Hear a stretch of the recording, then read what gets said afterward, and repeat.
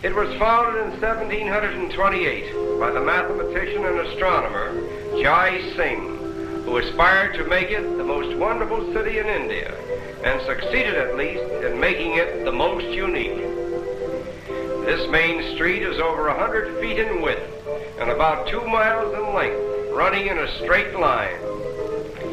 In addition to being purely oriental in its atmosphere, Jaipur is one of the cleanest and most prosperous cities in India. The buildings are all painted in one uniform color, a rose pink, which reflects a soft and fascinating light. The shops run along both sides of the street, each being a single cell in a continuous arcade. The roofs seem to provide a habitation for goats, and more particularly for monkeys, who skip about from window to window, helping themselves to anything and everything that suits their fancy. Perhaps there is no place in the world where birds and beasts live in closer proximity with mankind than they do here in Jaipur. The reason for this may be due to the fact that the Jain religion, a more orthodox branch of Hinduism which thrives here, prohibits the injuring or killing of anything that lives in flesh. The adherents of this religion, numbering about 1 million of India's population, would not so much as lift a finger to brush a fly or an insect from their baby's eyes. Moreover, the Jains actually support beast hospitals where old or lame animals are housed and fed. These little tick birds, however, are not so religious, for their diet consists of the ticks and insects which inhabit the skins of dumb beasts. It is remarkable to note how little fear the animals and birds seem to have of each other, or of the human life that moves about them. Aside from the extremes of religious fanaticism, this kindness to dumb animals seems to reflect itself upon the people of Jaipur, for they are of a contented and peaceful nature, living in a sort of bovine resignation to life as it chooses to deal with them and all that lives around them.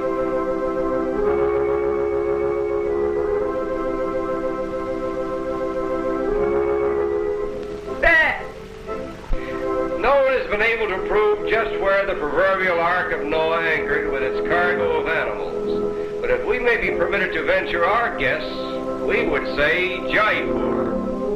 For nowhere else in the world have we seen so many different types of animals mingling so freely with mankind. This leopard has a little growl for us, but for his master, he has all the gentleness of a kitten.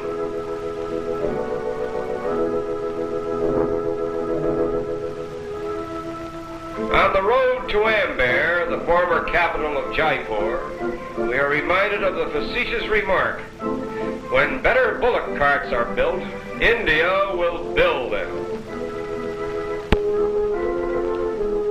And now we arrive at the deserted city of Amber, where we will go for a ride on the Maharaja's elephant.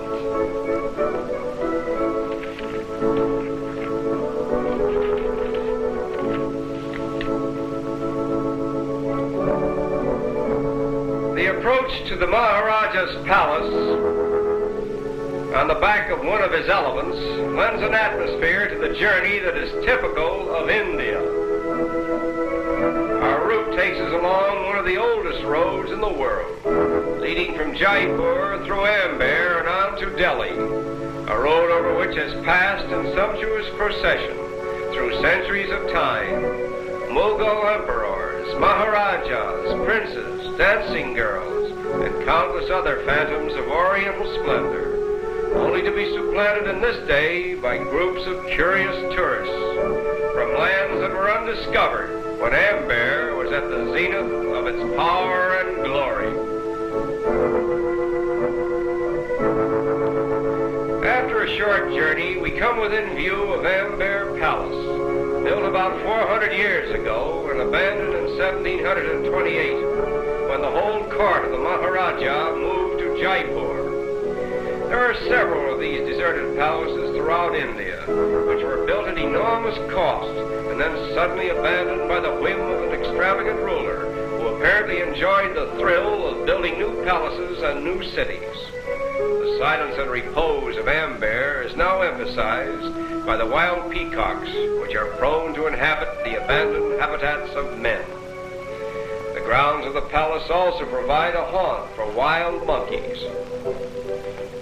It seems strange that with his uncanny resemblance to man, the monkey should have found almost no use in connection with human life, save to satisfy curiosity and to provide certain bits of information in man's search for the so-called missing link. Look closely and you will see an occasional baby monkey clinging to its mother. It is said that the attachment of the mother monkey to her young has no parallel in the whole animal kingdom, for only the death of the mother can possibly separate her from her baby.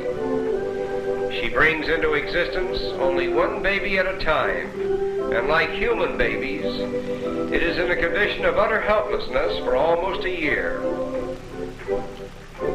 Less fortunate than the wild monkeys of India are the ones that are caught by fakirs and trained with infinite patience for the amusement of the people. The Indian fakir, with his little animal circus, provides entertainment for the native Indian, even as the motion picture theaters provide entertainment for the masses in other countries.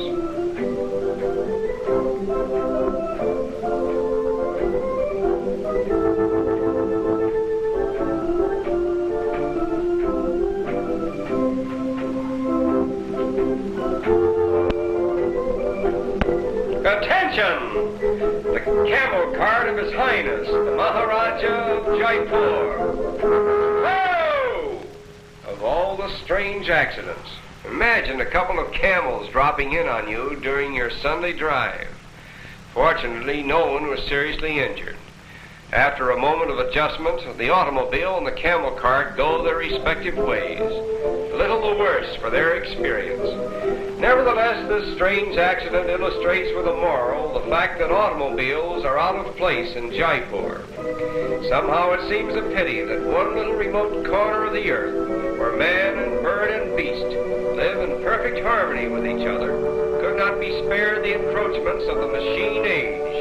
And it is with this thought that we say farewell to colorful Jaipur.